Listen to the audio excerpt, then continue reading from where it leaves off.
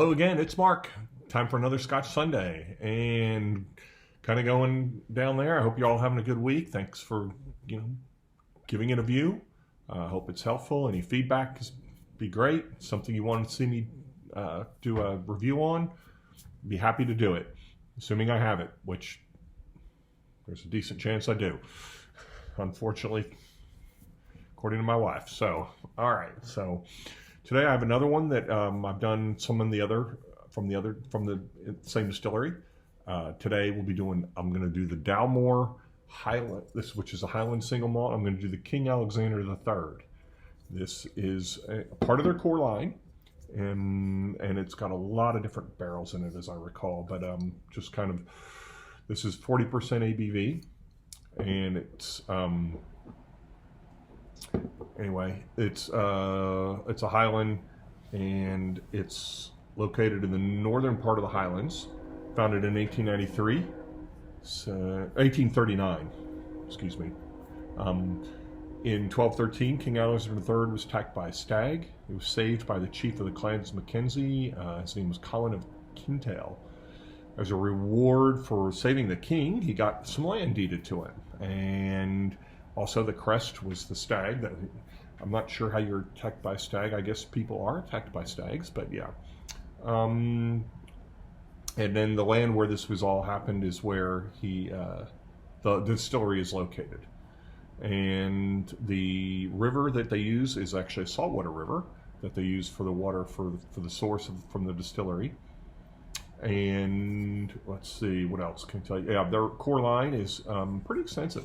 They got 12, 15, 18, 25, Portwood, Cigar Malt, and the King Alexander, all part of the core line. Richard Patterson is like their master blender. He has a lot of videos on there about Scotch, pretty informative. And he does things on tasting and nosing and such. So yeah, just give him a view. I'd like to go there someday just to kind of meet him. Not a huge Dalmore fan, but I did. There's a couple. They're okay. They do use color and they do chill filter. They have 8 stills, 4 wash and 4 spirit, but all their stills are not all the same size. They use something called horizontal distillation, which I don't really know a lot about, but anyway, one day maybe I'll get to visit there. Probably would have gotten to visit there hadn't it been for COVID, but yeah. So they originally, Dalmore was used a lot in blends, but they started their single malts. And so, yeah, they're kind of got, I think if you look at their bottles, the bottles that are the more on the higher end of the range, actually the stag symbol less on the bottle is metal, or I think like on the 12 and maybe the 15 it's plastic. But yeah, the stag is always kind of on there. You'll always see that as part of Dalmore. Yeah, so anyway, this is, let me go pour this before I go too much more into it. So I do want to get some in there. Oh, and I do want to thank Sal for this sample. I only have a sample. I don't have a bottle of this, so I can't really tell you what it says on the bottle. Actually, it comes in a box. So,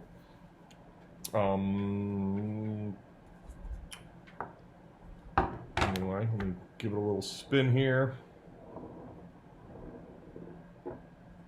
Show what it looks like again. Useless showing you because there is color added, but okay. Just because I always do it. Anyway, first time I've tried this, so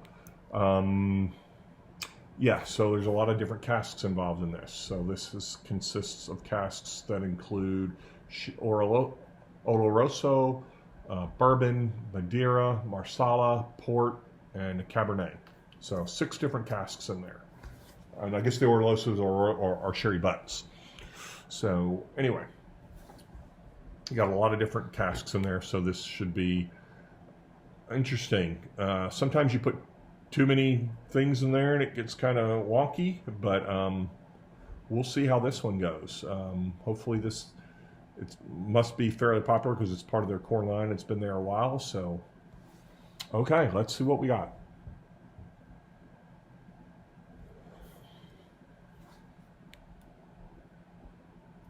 not so strong. Definitely getting the sherry. Oh, there's a fruit in there, darker red fruit. Red fruit, I will go with. Pomegranate.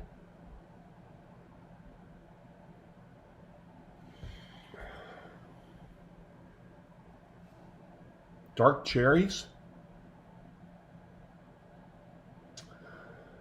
Smells more than 40% ABV. Yeah, some dark, maybe not really so much strawberries, but definitely like that red fruit, like pomegranate, dark cherries. Getting some vanilla in there, probably from the bourbon. Yeah, there's a lot of red fruit in there. Something else in there. Strawberries, cherries. Not strawberries.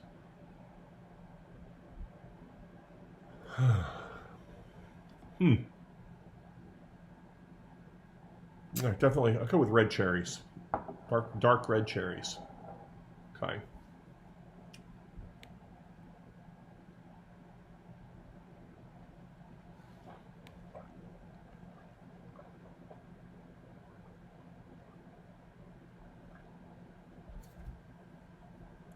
Okay, the taste is nothing like the nose. I'm getting citrus, caramel, custard, almonds, oak, a lot of oak, nutmeg. Yeah, that's nothing like what I would have thought of on the nose, from the nose. Finish is pretty long, medium. I'll go with a medium finish with spice like that nutmeg and ginger on the finish. There's definitely more spice. You know, this is going to be interesting. I got to do this when I redo this because this is really different. Okay. Citrus. There's some citrus in there. Definitely some citrus.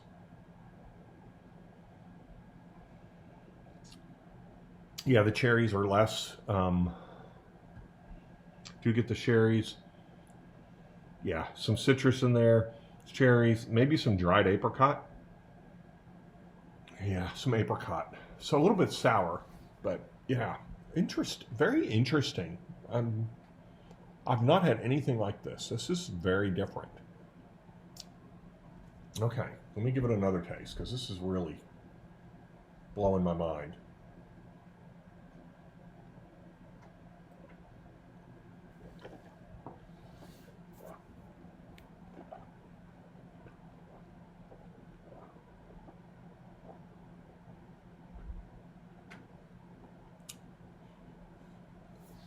Just like a custard and vanilla.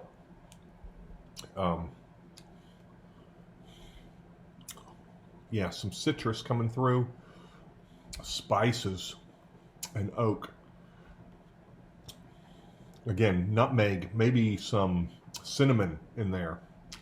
Finishes medium. Yeah, ginger and nutmeg on the finish. So yeah, all right, there you go. Oh, I gotta grade this one. Very interesting. It definitely is blowing my mind. I don't know that, not necessarily like blowing my mind like this is the most fantastic thing I've ever had. It's just very different than things that I've had. I'll probably go with a 6 on this one. So there you have it. See you next time.